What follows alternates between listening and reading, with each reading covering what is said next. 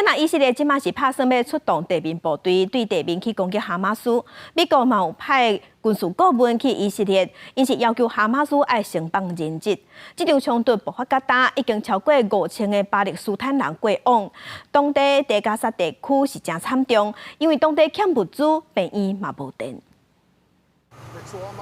军南曼军力开始组织，军方高层来到海军基地巡视动员状况。以色列进行宣布强化对加沙走廊的攻击力量，目标要彻底扫除哈马斯。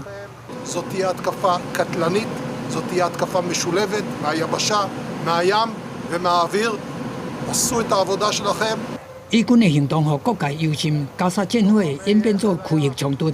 美国已经增加中东的部署，严防升级的风险。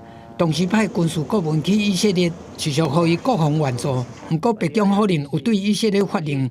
谴责伊朗暗中协助哈马斯，强调即马毋是停战的时机，因为即马哈马斯手头阁有数百个人质。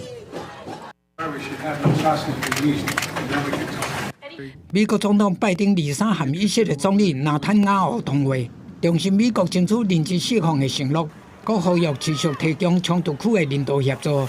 目前加沙走廊被以色列围困，庇护所的民众已经陆续找到食米和水。不过，当地230万人需要更加多物资救援。وبعد هيك نظرا لضعف الامكانيات وقلتها يعني سنوقف هذا العمل لعدم توفر الامكانيات. We have more than 40 trucks waiting by the border, along with plenty of other humanitarian agencies who also have high numbers of trucks that are waiting outside. 因为以色列救援燃料实施断水断电，真侪病院和庇护所有高度的风险。